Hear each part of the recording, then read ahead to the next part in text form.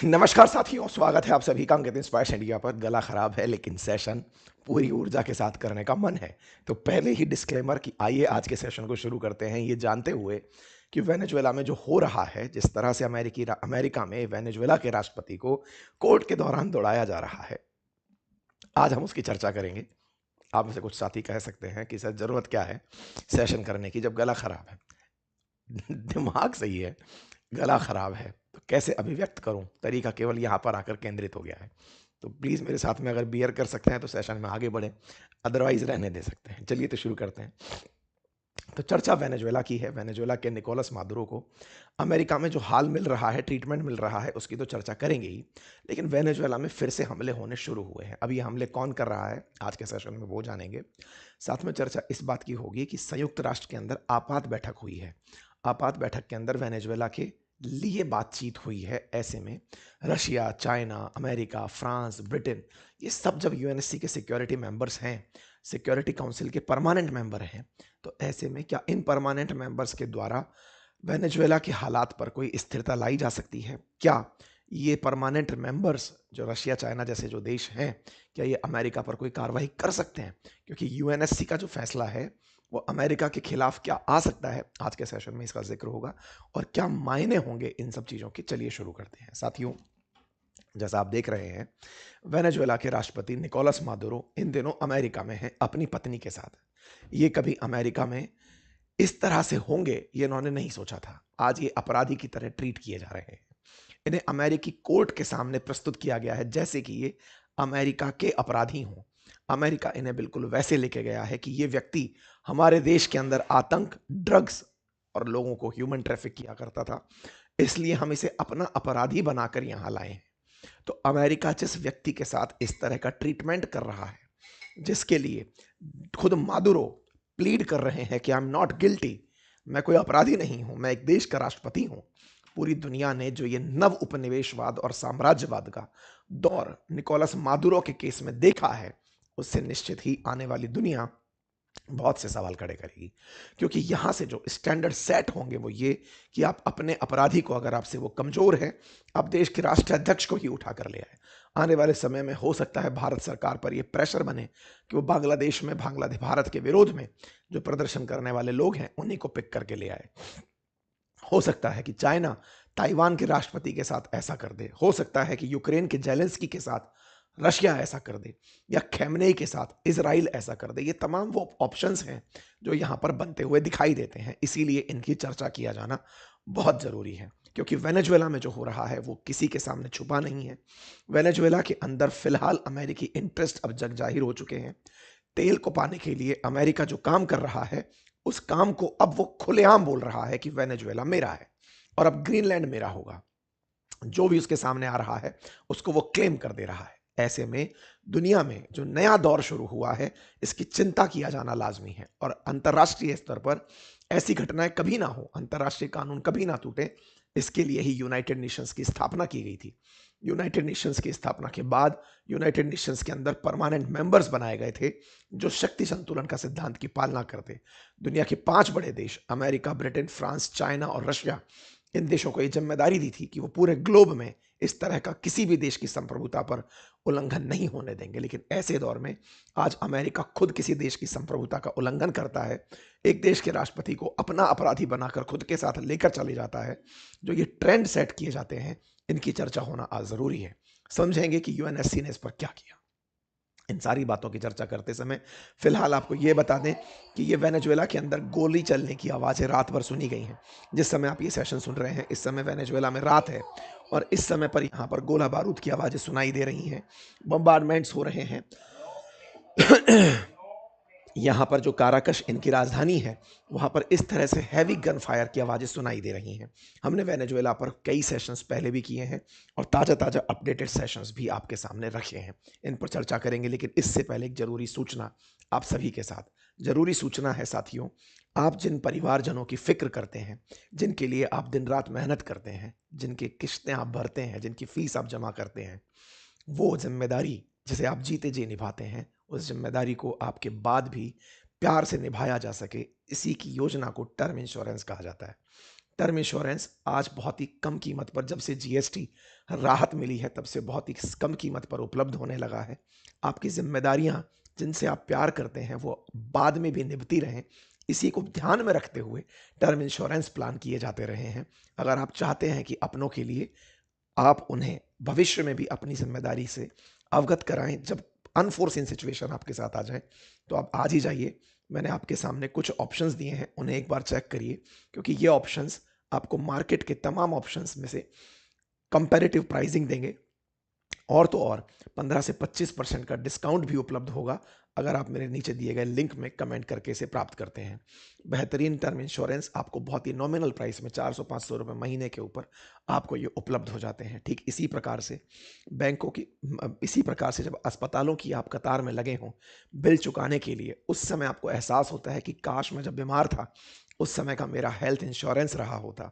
Health insurance एक समझदारी है जो आप अपनों के साथ साथ निभाते हैं। साथियों, अगर आप चाहते हैं कि आप अपने लिए, अपने परिवारजनों के लिए जिस समय आप बीमार हैं उस समय आपको बीमारी के बारे में सोचना पड़े, ना कि सौदेबाजी के बारे में, अस्पताल से ये बात करनी पड़े कि मुझे इतने में ये सौदा कर दीजिए, मुझे इलाज इतने में सस्ता कर दीजिए, उससे बचने की तैयारी हेल्थ इंश्योरेंस है। कई तरह के हेल्थ इंश्योरेंस बहुत ही कंपैरेटिव प्राइजेस के साथ आप जिस कंपनी के साथ चाहें उसे देख सकते हैं इस प्लेटफॉर्म से, जिसका लिंक मैंने कमेंट बॉक्स में पिन किया है। अगर आप इस लिंक पर जाकर इसे लेते हैं तो आपको 15 से 25% का डिस्काउंट भी यहाँ पर उपलब्ध होता है। 400 से 500 रुपये महीने में आपके लिए ये उपलब्ध हो जाता है। आइए साथियों, अब मैं आपको आगे लेकर चलता हूँ। आपको टाइमलाइन पूरी अच्छे से पता है। अमेरिका ने जो इसराइल वेनेजुएला में किया, वो वेनेजुएला के साथ 2 जनवरी को हुई घटना थी, जिसके बाद मादुरो को यहाँ से निकालकर अमेरिका ले जाया गया। ट्रंप ने वेनेजुएला अमेरिकी कब्जे में है ये घोषणा 3 जनवरी को कर दी। मादुरो को बेड़ियों में बांधकर न्यूयॉर्क की कोर्ट में लाया गया और यहां पर इन्हें एमडीसी जेल में भेज दिया गया। ये कुछ तस्वीरें हैं मादुरो को भारी सुरक्षा में ले जाते हुए की। पहले इन्हें सिक्योरिटी फोर्सेस के द्वारा लाया जाता है न्यूयॉर्क सिटी। इनकी वाइफ और मादुरो दोनों को हेलीकॉप्टर में बिठा करके कोर्ट में पेश करने के लिए ले जाया जा रहा है। जिस जगह पर इनको डिटेंशन सेंटर में रखा गया है, इनके ऊपर अपराध तय किया जाएगा कि न्यूयॉर्क कोर्ट के अंदर कि आपने अमेरिकन के साथ ये ज्यादती की है। अमेरिका के कानून ये तय करेंगे कि मादुरो पर क्या फैसला करना है। लेकिन बड़ा सवाल ये है कि किसी देश के ऊपर अमेरिका की न्यायपालिका का कानून कैसे चल सकता है। अगर ऐसा है तो कल को अगर अमेरिका किसी भारतीय को भी अपना दोषी पाती है तो भारत सरकार से बिना पूछे ही क्या उस व्यक्ति को उठा करके ले जाएगी और अपनी न्यायपालिका के अंदर न्याय देगी। ये विचारणीय तथ्य है साथियों कि अगर कोई देश अपने खिलाफ किसी व्यक्ति को पाता, ये बिल्कुल वैसे ही है जैसे हम भारत के अंदर रह करके पाकिस्तान में बैठे दाऊद इब्राहिम को, हाफिज सईद को भारत के विरोध में पाते रहे हैं। हमारे कानून कहते हैं कि वो हमारे अपराधी हैं, लेकिन वो उस देश में संरक्षण पा रहे हैं। हमारे कानून पाकिस्तान पर लागू नहीं होते, इसीलिए हम पाकिस्तान से उन्हें मांगते हैं कि इनका प्रत्यर्पण कर दीजिए, इन्हें हमें सौंप दीजिए।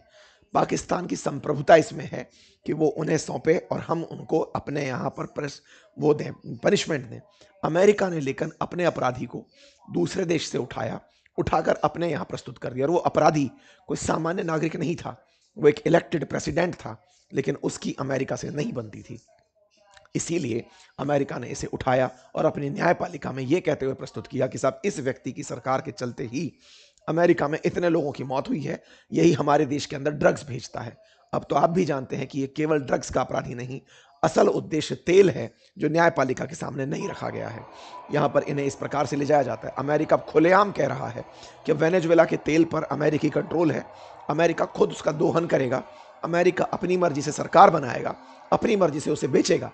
इसका मतलब ये अपराधी असल मायने में ड्रग्स के नहीं, तेल रखने के हैं।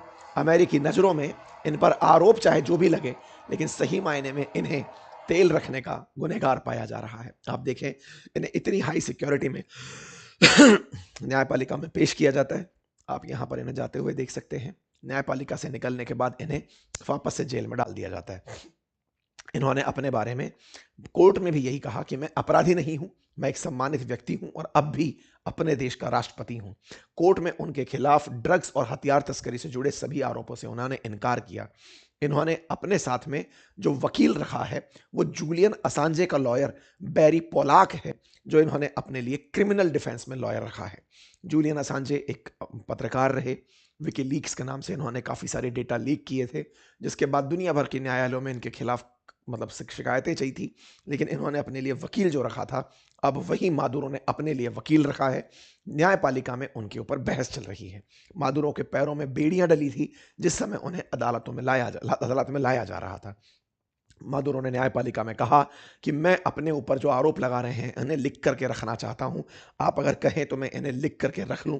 तो उन्होंने अलाउ किया कि हाँ भाई ठीक है, रख लो। कुल मिलाकर के मादुरो बार बार अपने आप को नॉट गिल्टी एक दूसरे देश की न्यायपालिका में चिल्लाते हुए कह रहे थे, लेकिन अमेरिका उन्हें अपने अपराधी के रूप में ट्रीट कर रहा था।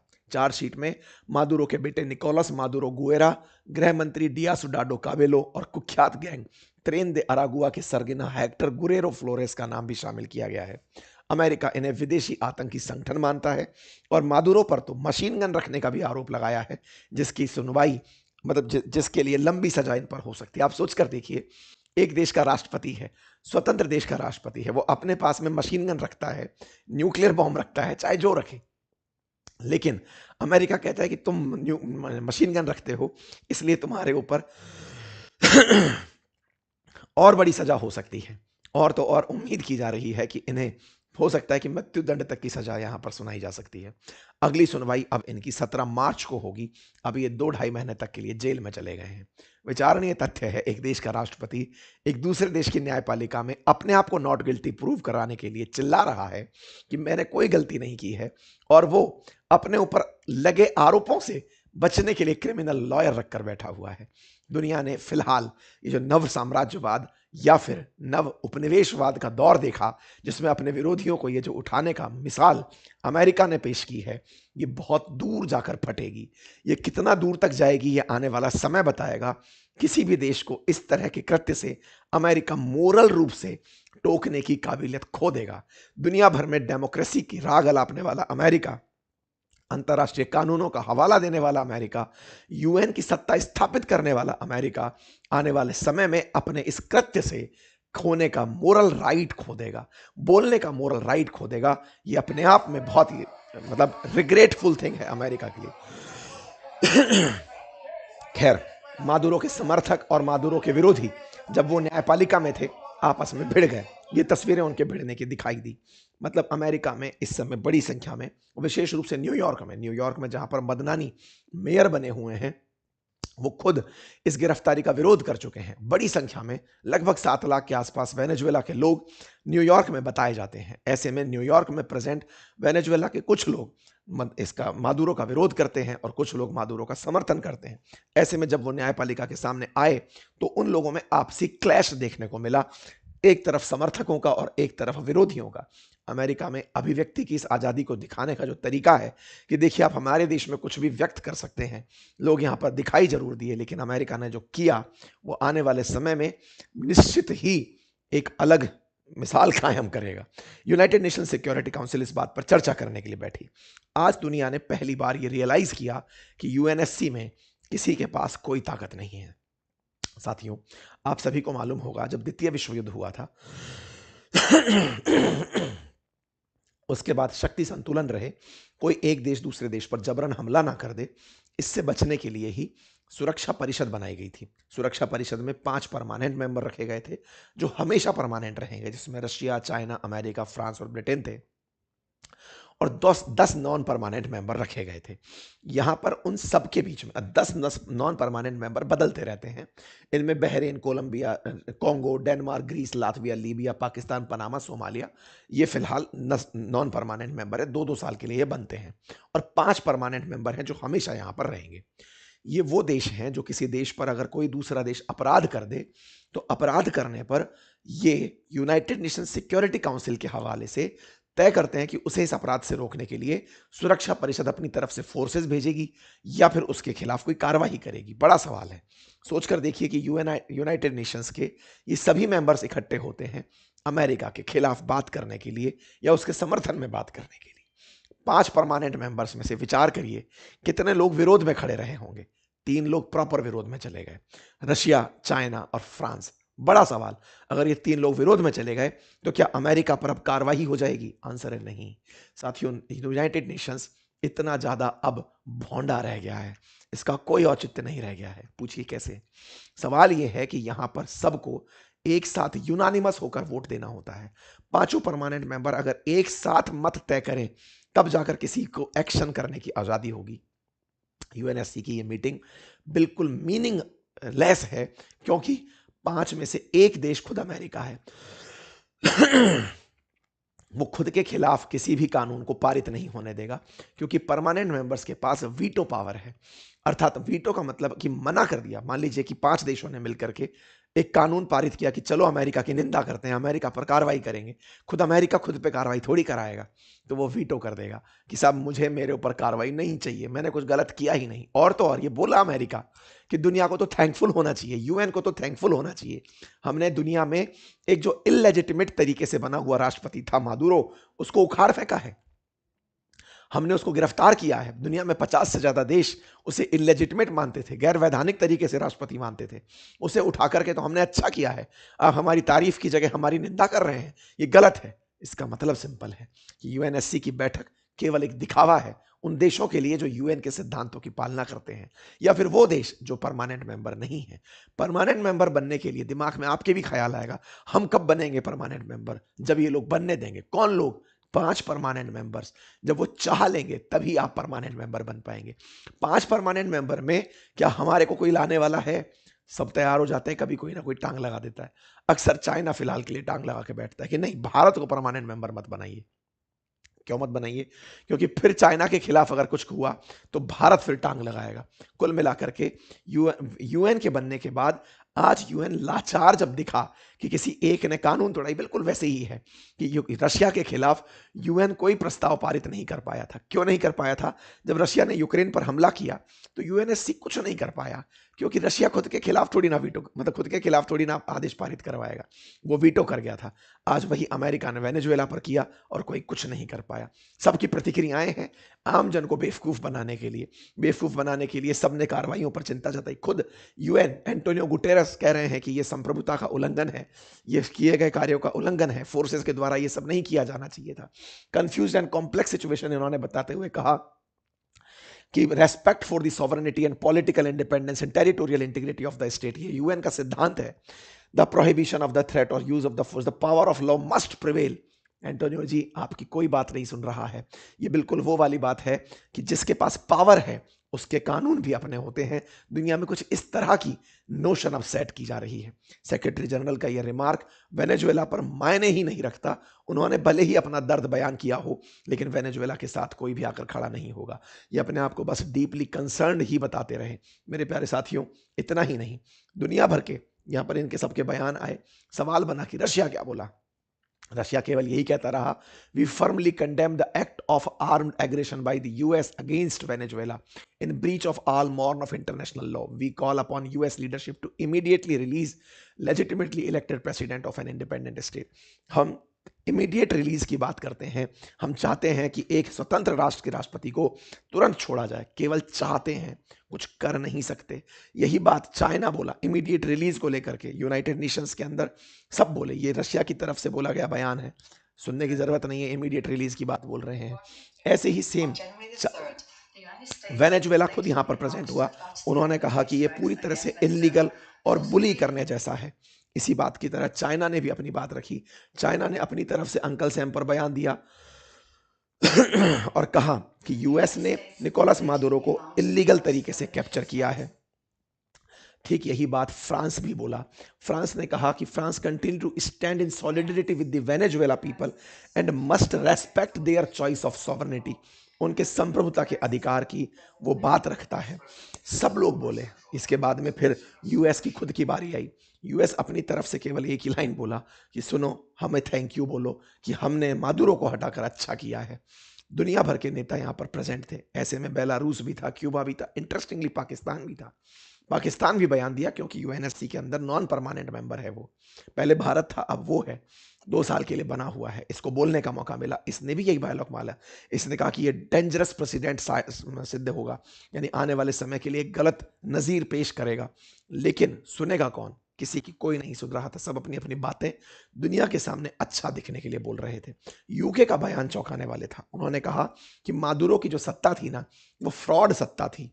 तो इस तरह से यूके ने इनडायरेक्टली यूएस के एक्शन को सही ठहरा दिया। कल तक ये लोग श्योर नहीं थे, आज ये अपनी तरफ से यूएस के साथ निकल पड़े हैं। फ्रांस जो पहले दिन साथ था, आज वो सॉवरेनिटी की बात कर रहा है। कुल मिलाकर के यूएनएससी पूरी तरह से बर्बाद रही, यूएन का कोई सेंस नहीं निकला।